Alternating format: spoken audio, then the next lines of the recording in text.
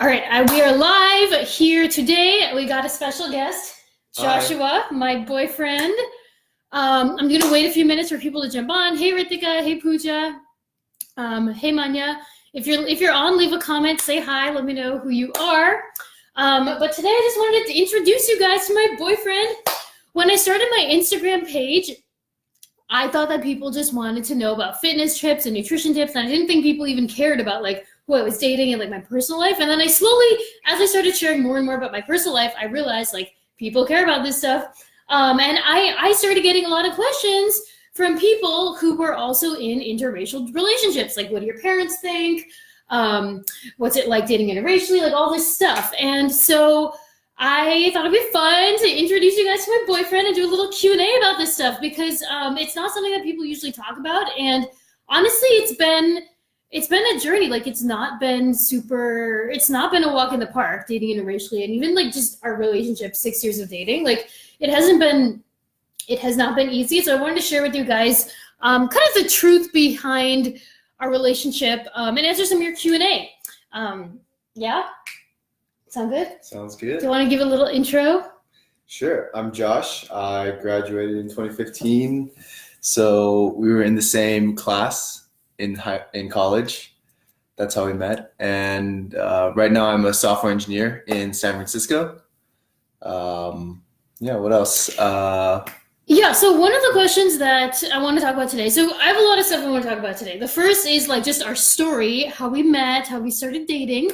And then the big question that I get asked all the time, which is around of course, what do your parents think, right? What do my parents think? What do his parents think? I'm kind of managing that. And I want to share some tips with you guys who've kind of asked me questions of how to manage that.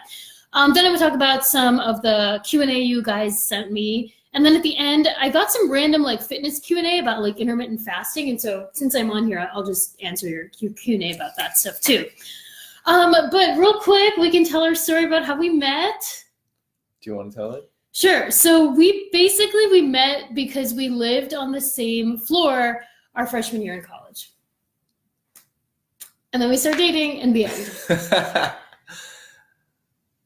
That's it? Okay, so do you want to tell the story? No. This is your live session. Okay, so we started dating. I'm sorry, this is super awkward because this is an uncomfortable story, but when we first met, it was our freshman year in college. We met on the first day of college, and the very first conversation we had, we clicked instantly. The first conversation we had was about Russell Peters, actually. Funny enough, he makes a lot of jokes about Indian and Chinese people dating. Our very first conversation was about Russell Peters, and I didn't even think of him. I was actually in a relationship at the time, so I was dating someone from my high school, and he was a year younger than me, and it was just more of a summer fling. It wasn't very serious. But so we met with Josh, and we became friends instantly. And I ended up breaking up with my high school boyfriend. And that same day that I broke up with my high school boyfriend, Josh swooped in, and we kissed for the first time that same day. And I hadn't really realized that he was kind of making moves when I was in the first week when I was still with my high school boyfriend, right? But as they say, just because there's a goalie doesn't mean you can't score, right? So just because I was dating somebody doesn't mean he couldn't make the moves. So anyway, we started hanging out. We lived on the same floor, so we hung out all the time, and we became friends. And initially, I didn't really want to date. I had just gotten out of this relationship. I wanted to do the whole college thing, and he wanted to date. So he wanted to date, and I didn't. Do you want to take over the story from here? Yeah, I mean, what can I say? Y'all know Dee. I was crazy about Dee when I met her. But, we were kind of hanging out for a while, and then she told me that she didn't really like me that much. I did not say that. So basically, we decided that we would kind of just stay friends and see other people. And then I kind of pursued other people. She decided to surprise me, but I was on a date with someone else. Yeah, so it was Thanksgiving. We basically were you're not telling the story very well, but we were basically I was like, I don't want to get into a relationship, whatever. And then we decided to kind of go our separate ways, and I wanted to do the college thing, and he wanted to, I don't know, whatever. And so one day we were still really good friends. Like, we hung out all the time.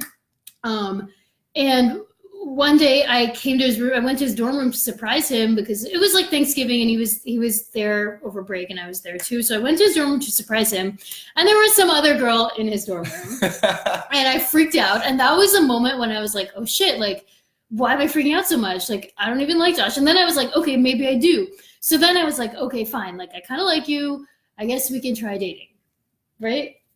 Yeah. So then we started dating, and I'm just looking at the live stream, and people are requesting to join the live stream. I'm sorry, I'm not going to add people to my live stream, but if you have questions, feel free to type them in the comment box. But anyway, we started dating, and this is the part that, like, I was a little bit uncomfortable to talk about, and why I hesitated so long to do this Q&A, because the first 2 years of our relationship were a shitstorm. Like, they were so bad, and we would start dating and then break up, and then start dating and then break up, and then we tried to do like an open relationship and all this crap that just did not work. And honestly, most of it was not Josh. It was mostly because of me. And again, like, this is where it does get kind of personal, but it was me and my insecurities and just my own bullshit of not, I don't really know how to put it into words very eloquently, but I think deep down, things were going really well. And every time they were going really well, I would fuck it up. Like, I would just say, we shouldn't date anymore. Like, I would go flirt with other guys, like all this stuff. And I think at the end of the day, a lot of it came down to like my own like self-worth and how I saw myself. And I'm sorry, this stuff is uncomfortable to talk about, but it has to do with, I really believe that everything you attract in your life is a reflection of your inner self and how you see yourself inside. And so if you're attracting relationships that aren't going well, it's a reflection of your self-worth and what you're attracting into your life. And so for me at that time, I was coming from a place of like desperation, like desperate energy. And I think I was a little bit scared to commit so hard to somebody who liked me so much, because I didn't like me that much. Like, I know this, like, it's deep stuff, but at the end of the day, like, I was not used to people liking me that much. I grew up, in an all-white town. I was the only Indian girl. I didn't really have very many boyfriends growing up. The one boyfriend that I had that was kind of serious in high school, he ended up cheating on me. He was an exchange student from some like random Eastern European country, and turned out that he had a girlfriend the entire time we were dating, right? And so I think that really just made me feel like unworthy and that no one would ever like me. And then the second that somebody actually started liking me like that much, I was like a little bit scared. I wasn't like used to it. And so I would just go sabotage it because I didn't really feel like deserving, or all this shit, like all the stories that were going through my head. And at the time, I didn't think it was this, right? I only now looking back can I say like, okay, I was probably acting that way because deep down inside, I didn't think I deserved like such an awesome relationship. And that's why I messed it up all the time, right? Like, what do you have to say about this? I mean, we were also pretty young and inexperienced in relationships. I think. Yeah, but when something's going well, you know it's going well. And for us, it was going really well, and I just kept messing it up. Like, it's just a fact. Like, I just screwed it up over and over and over again. And all this stuff about wanting to do an open relationship and all this crap was mostly just me being desperate and needy for attention by other guys. Like, I was a huge flirt, and I wasn't used to getting attention from guys when I was in college or in high school. And so the second I got to college and there were all these thirsty dudes around who like thought I was hot or would go for anything, like I was desperate and I was attracting that desperate energy. And it just, since I didn't feel like I deserved an awesome relationship, I would just go mess it up. But anyway, that's my perspective on it. But what's yours? So the rest of the story, I guess we can give timeline-ish. We dated the rest of our freshman winter, and we decided to be in an open relationship freshman spring, and nothing really happened. So we thought, oh, open relationships, no big deal. And then I went to go study abroad in China for 3 months for the summer. And then it started falling apart when we were doing long distance and also in an open relationship, and I was halfway around the world. Don't do this. I highly do not recommend this. It was ridiculous and just a waste of time. Yeah. Open relationships, like, I don't even know what they are, and I don't even know what we were doing, but it just didn't work. And so our relationship just started falling apart that summer. And again, like, a lot of it was me. Like, I just was insecure in myself, and I needed attention from other guys, and I wasn't treating Josh with respect because I just felt like he was, even though it was really good, I still felt like it wasn't good enough, and there was always something more. And this is a trait that a lot of us, like, ambitious women have. Like, no matter what we get, we always feel like it's not good enough, and we're always like looking. But at the end of the day, like, it's gratitude. Like, you have to practice gratitude for what you have. And like, I have an awesome guy and an awesome relationship. Once I started like valuing myself enough to realize that and being confident in myself, that's when our relationship like really turned around and got amazing, because like I valued myself enough to value another person and let someone else in. Oops, phone fell. But yeah, so the first 2 years were very, very rocky. And then we tried dating the third year, but press the Spotify button by accident. Yeah, I was in Boston for the fall, and then you were gone in the winter in California. Then she was back in New Hampshire, but I was gone in California.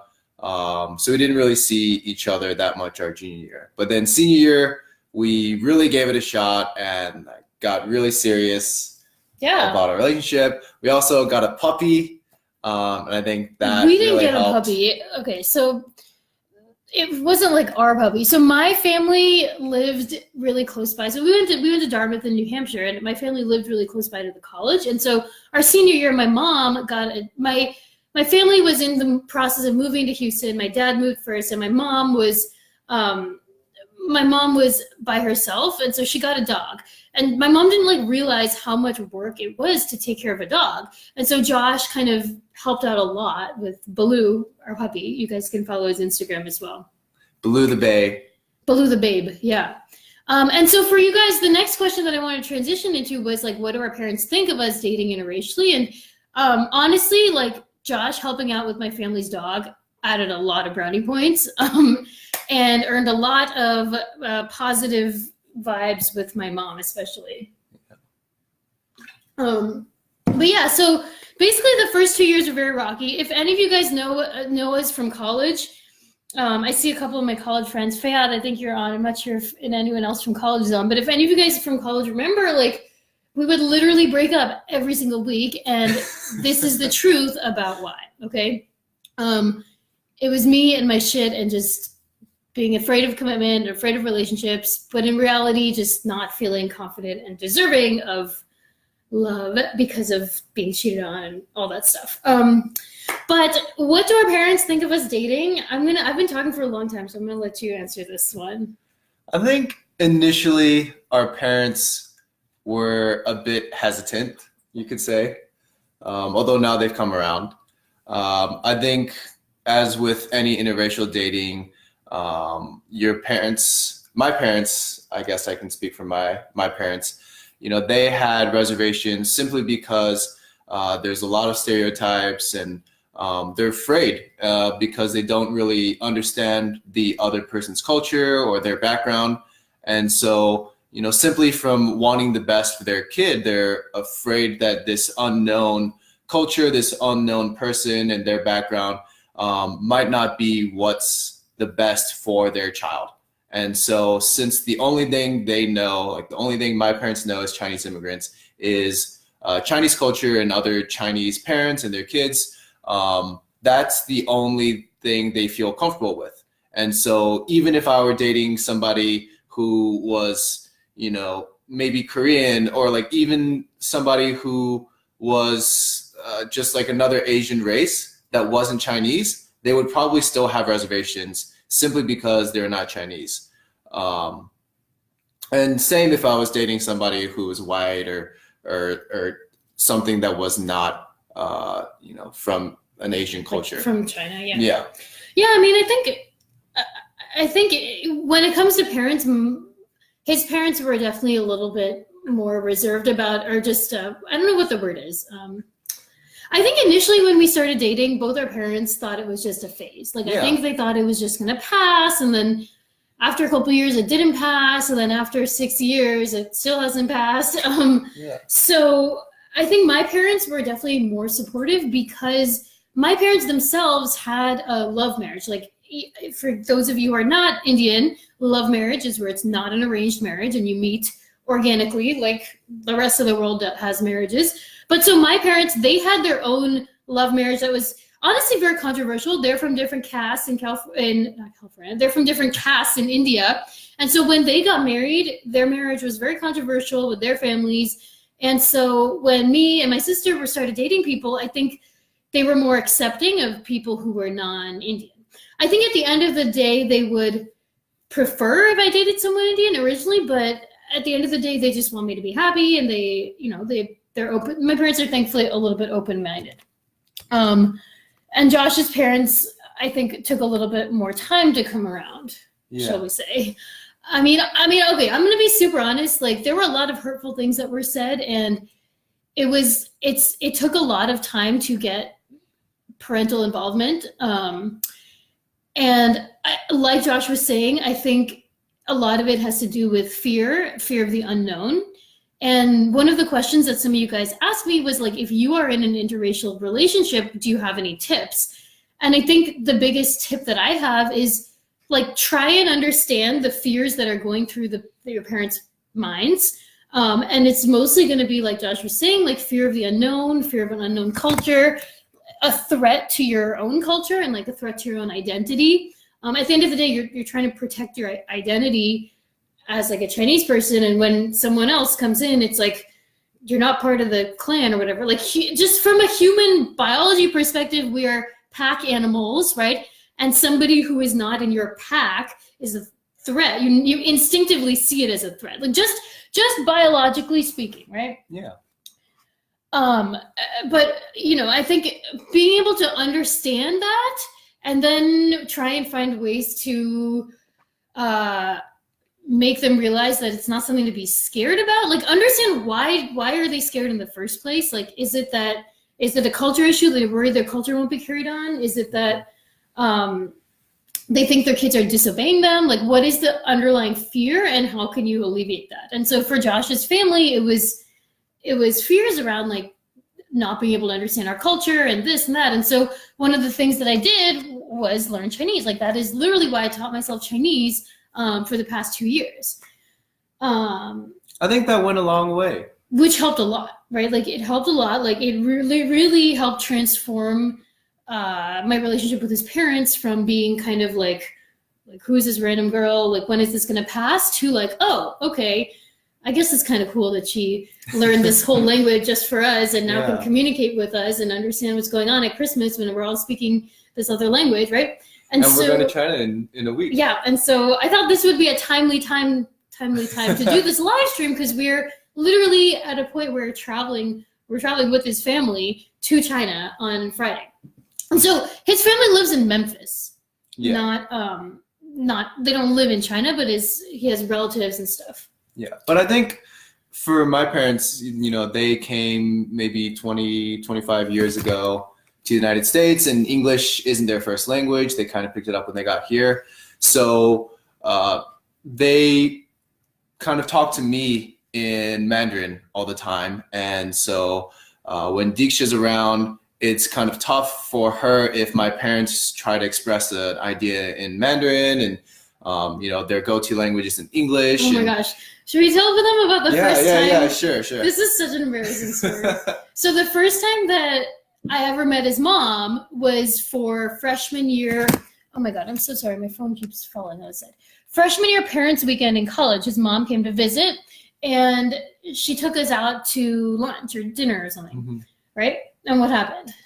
I mean, basically, my mom, me, and my brother talked in Chinese the whole time. They talked in Chinese the entire time we had dinner, and I couldn't understand anything. It was a little bit rude, maybe. Maybe, yeah. And it was like, it just felt a little hurtful, because, I don't know. And yeah, it just felt a little hurtful. And that was kind of the first moment I was like, okay, maybe I should take some effort to learn Chinese, because I think it'll help show them that I care and that I'm not here to threaten them and like take his son away from his culture and all whatever the underlying the fears are. And a lot of these fears aren't conscious. They're like subconscious based on how you are as a human being and how we're wired. Like we're literally wired to see outsiders as a threat. But I'm reading through some of the comments, and one of the questions was like, what is my native language, and is Josh going to learn my native language? And it's a good question. My family, my dad is Telugu and my mom is Tamil, and so at home they spoke Hindi, so I understand Hindi, and they also would speak English mostly as we lived here and as I grew up. So at home, my family speaks English, so Josh speaks English with them. Yeah. Yeah. So it's easier for me. Yeah, it's definitely easier for him. I mean, one thing, I don't know, this is going to sound really politically probably very incorrect, but I know that, like, Indian people can be very racist. Like, it's a fact. And Chinese people can be very, very racist, too. And especially with our couple, like Chinese-Indian, I have heard and I have experienced a lot of racism with dating with this specific race couple, because we're both similar types of immigrant population, similar education levels, vying for similar types of jobs. And Indian people, many of us speak English. Chinese people have to learn English. And so I have heard that there are sometimes sometimes some underlying feelings of just jealousy. And really, I'm not trying to stereotype. I'm just saying things that I have heard. And I know that dating within subcultures can be hard, and that a lot of Asian population specifically can be quite racist. It's a fact. And so one of the questions that I was asked on the Q&A is, what do you do when people throw shade at you for this? What do you do? I would say the biggest shade that people throw at us is just like staring on the street. Like, oh yeah, people stare hard. They stare so hard. And it's like Indian like aunties who stare the most. And usually people, especially in America, staring is considered a little bit rude. So if they catch you staring at them and y'all make eye contact, they'll look away because they're a little bit embarrassed that you caught them staring. But sometimes there's people who stare at us and we will see them and they will continue staring and judging and just making direct eye contact, looking into your soul. Yeah, I think the staring is probably the hardest thing. But no one said anything outright negative to us out of the blue, I don't think. Yeah, no one's really said anything, but people stare and throw side eye, kind of that side eye, like, oh, like you're not dating someone Indian. Like it's a little bit of that side eye, which can be. There's people who get surprised though, like if Diksha says, "Oh, I have a boyfriend," blah blah blah, and talks about her boyfriend, or I talk about my girlfriend, and then they meet them, and then they're like, "Oh, I didn't expect your partner to be Indian or Chinese." There's that still. Yeah. And people make comments like your babies are going to be so good at math, which is true. Our babies are going to do Kumon. I did Kumon for like 12 years, so babies are going to be hella Kumon babies. But yeah, I mean, people just make comments, but for the most part, it's been okay. I think, and especially with parents, I think at the end of the day, your parents want you to be happy. They want grandchildren, and they want to just they want to feel like you respect them, and they don't want to feel afraid of anything. I think. I think when you learned Chinese, it was kind of also a sign of commitment. Like, we both believe that when you get married, it's not just about the individuals, it's about both families coming together as one new family. And for my parents, seeing that Diksha was so committed to being my girlfriend, that she would learn Chinese just so that she could have a better relationship with my parents, made me or made my parents really see Diksha in a different way and see how committed she was and how serious she was about dating me. And I think that went a long way to some goodwill and them thinking more seriously about Diksha as maybe a future daughter-in-law, and really considering her on a more individual level, and then rather than judging me as an entire population to be racist against. And getting to know her parents too. Like, they met a couple times, and that made it easier, I think. Yeah. I mean, for my parents, I lived really close by to where we went to campus, so where we went to college. So he got a lot of exposure to my parents over time, and I didn't make the best first impression. Yeah, his first impression was terrible. We were at a dinner, and he made one of the girls cry by accident. That is a story from another time. But yeah, my parents got a lot of exposure to him over the 4 years that we were in college together, and that's how they were more okay with it. I think for his parents, they literally met him twice during college, like parents' weekend and graduation, and that was it. I mean, my parents met you twice, or your parents twice. Yeah. I had something to say earlier, but I forgot what it was. So I'm just reading some of the comments. What is Kumon? Oh, what is Kumon? It's a math and learning center. Math and reading learning center. So Sneha asked, has anyone spoken to your parents in the guise of advice, like, oh, she should marry an Indian boy? Kind of. So one time, I didn't realize that I had friended my grandma on Facebook. And so one time my grandma in India saw a picture of me and Josh together, just like a coupley picture. We weren't kissing or anything. We were just going like that or something like that. And then she called my dad and was like, who's this Indian boy that I saw on Disha's Facebook? Like, yada, yada, yada. And then who's this Chinese boy, not an Indian boy. And then she kind of launched into this thing to my dad about how I need to get married soon and this and that. But she's supportive. I think her thing is just she wants me to get married soon rather than just date. But she is supportive that I'm dating you. Aww. Yeah. But other than that, no one has really given advice, oh, who's she dating? Jess says, do either of you need to what? I was going to say, though, I do think that both of our parents have been afraid of being judged by other people in their communities. My parents have definitely expressed this to me, that they feel that they are being judged, or people are maybe not judging my parents, but judging me. Yeah. So-and-so son is dating an Indian person, Oh. How do you deal with that? I mean, for us, it's just okay, well, that's something that they perceive. And, we don't really have that much control over other people's perceptions, but it's also something that we're not going to let bother us, right? There's it's a very real fear, especially in small immigrant communities, that if you get judged, you could be ostracized, or, people won't talk to you anymore because, maybe you were a bad Chinese person, and so they don't want their kids to associate with you, or stuff like that. Wow. Yeah. Yeah, you're not pure or whatever if you're dating outside of your thing. Whatever. Anyway, I mean, I think this comes down to what I say a lot on my page and in my stories and my other videos. It's how much are you going to spend your time worrying about what people think of you versus just doing your own thing and being happy?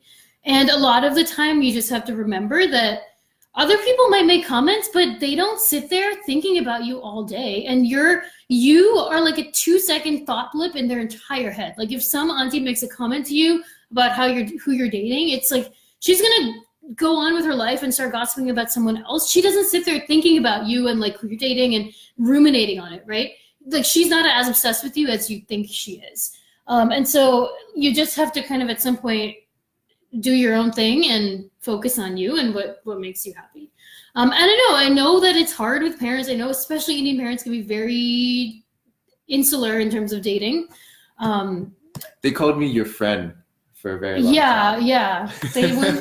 My dad didn't even say the word boyfriend for a long, long time. He would just say like, how's Josh? Are you guys still good friends? And so that was funny. Real quick. I'm just reading the comments still. How did our parents meet? They met at. You had a graduation. They met at my graduation party, college. No, they met at parents' weekend. There was a parents' weekend in college, and then we all went out to dinner. And then I also had a graduation party. Josh's parents. Someone asked about how did they interact when they didn't speak English.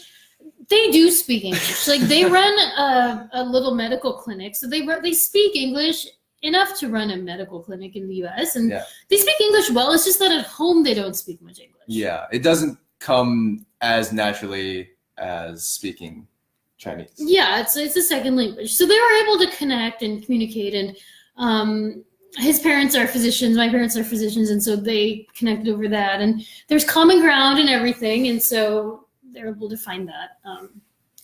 But I'm reading some of the Q&A and some of the stuff that. Any advice for getting your parents to meet? Oh, any advice for getting your parents to meet each other? Maybe think about a list of like common topics that you guys have. I would recommend neutral third-party ground. Oh yeah, like not in someone's house. Yeah, because especially if they are coming from different cultures. Yeah. Like Diksha's house in New Hampshire will have like a lot of Indian stuff. And so, especially if one of your parents is afraid of like the other culture, the other unknown stuff. Not afraid, but like a little intimidated. Yeah, or just uncomfortable in general. If they were to all of a sudden be immersed in an environment where it's all this other culture, that could really make them feel threatened. Yeah. Feel threatened. Right? Yeah. So maybe go out to a neutral restaurant. Yeah, so the first time our parents met, we went to a restaurant. Mm-hmm. Like a really homey American place, like not Indian, not Chinese. I mean, one of the things that I'm worried about is like if my family goes to your house, because my parents are hella vegetarian. Like they are Indian vegetarian, like to the max. And Josh's parents are like, we're gonna get ribs and all the Chinese meats and like they eat everything, like everything. So that'll be interesting if my parents ever visit his family. But real quick, so I have to actually go to do another live stream for Wonder Woman Week in a few minutes. So I want to wrap things up, but I want to make sure we get to some of the questions that you guys sent me. So one of the questions were, who said I love you first? Was it me? It was me. I said I love you, and you said thank you. and then I started crying because he didn't say it back. And we got into this big fight, like, you don't love me, blah, blah, blah. And then he was like, well, I do love you, but I didn't grow up saying I love you with my family. Which is true. Yeah, and so eventually, now he says Yeah, it. you should look up your 5 love languages, though. Very interesting. Because my love language is acts of service, right? So I try to express my love for Diksha by doing things and taking care of our house or taking care of her. And so for me, saying I love you, I kind of thought of that as, just lip service. Like, who cares if people say I love you all the time? But, Diksha cares, so I'll say I love you. Yeah. Oh. All right. So the next question, what's your favorite thing about each other? You can go. Oh, you're going to put me on the spot. Yeah. Oh, there's so many favorite things is the problem. I can't pick just one. Okay. But I think how I do my laundry all the time and I don't leave it around the house. Yeah, and you clean up after yourself Yeah, all the that's time. your favorite That's my thing. favorite, absolutely. I think your like passion and attitude. Okay. You know, like Diksha had a very safe product tech job, but she wasn't really passionate about that. But she was passionate about this, and Understatement of so the year. what? I said understatement of the year. Yeah. I wasn't passionate. She did not enjoy it at all. But she, knew that she wanted to do something in this space. And even though she had no idea how to run her own Instagram company or do online personal training, create a marketing website, do sales calls, because she was so passionate and she had this can-do attitude, she taught herself everything about how to start her own business, do the coaching, do the sales, get other people involved, leverage people to help them and make the best use of her time so that she could help y'all. Yeah, it's really amazing to see her blossom and her business grow as well. Thank you. I would say my favorite thing about Josh,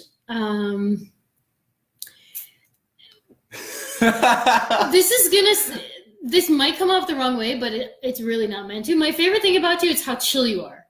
Like you're very smart, you're very intelligent, and you know a lot, but you're very even-tempered, and you don't get mad about things, and you're interested and you're passionate about things, but you're just chill. Like you enjoy life, and like for me, like obviously you guys, like you follow me on Instagram, you're watching this live stream, you can tell I'm a little bit type A, right? I like to get things done, like start a business, like, fitness. Like I like doing shit, and Josh likes not doing shit. Not really, but like he's chill, like he's able to relax. And so it's a good, not to be we balance each other out. Yeah, it's like yin and yang. Yeah. Like when Diksha has her ups, I'm there to help her celebrate, and then when she has her downs, I guess you're saying like I'm calm, I'm even keeled, I can help you and support you in the ups. Yeah, I think you just remind me that there's there's more to life than just like working all the time, and to just calm the fuck down. Like I think that's what I like about you. Like you just help me calm the fuck down a lot of the time.